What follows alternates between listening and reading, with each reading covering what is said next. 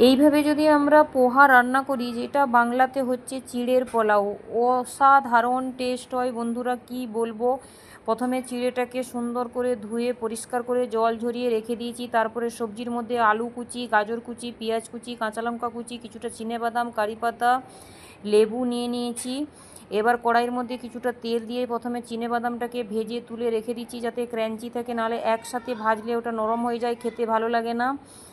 তারপরে যেটা হচ্ছে, আপনারা চাইলে এখানে আরও কিছু সবজি অ্যাড করতে পারেন, ক্যাপসিকাম দিতে পারেন, কিন্তু আমার কাছে অ্যাভেলেবেল ছিল না, তাই আমি অ্যাড করতে পারিনি। এখানে ডিম দিয়েও বানাতে পারেন।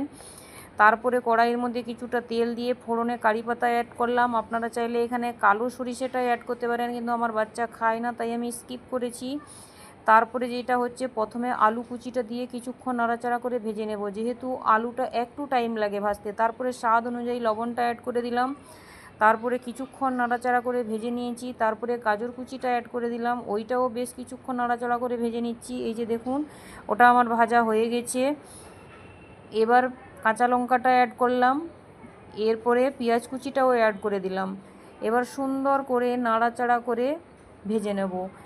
এবার 1 চামচ মতো হলুদ পাউডার অ্যাড করলাম। এবার ওইটাকেও সুন্দর করে নাড়াচাড়া করে ভেজে নিচ্ছি।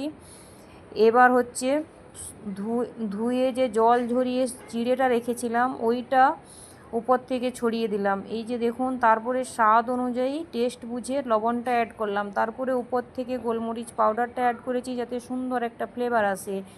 তারপরে খুন্তির সাহায্যে সুন্দর করে নাড়াচাড়া করে আমি মিক্স করে নিচ্ছি। এই যে আমার মিক্স হয়ে গেছে। এবার ভেজে তুলে রাখা যে চিনেবাদামটা রেখেছিলাম, ওইটা উপর থেকে অ্যাড করলাম। এখন সুন্দর একটা ক্র্যাঞ্চি আছে, খেতে বেশ ভালো লাগবে যখন মুখে পড়বে।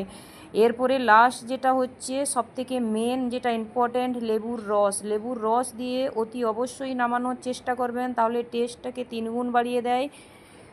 এই যে দেখুন, লাস্টে নামানোর আগে লেবুর রসটা দিয়ে এবার নামিয়ে দিচ্ছি, প্লেটে সার্ভ করে দিচ্ছি খাওয়ার জন্য। বন্ধুরা, কি বলবো, না জবাব, অসাধারণ হয়েছিল টেস্টের। খেতে অবশ্যই এইভাবে ট্রাই করবেন আর কমেন্ট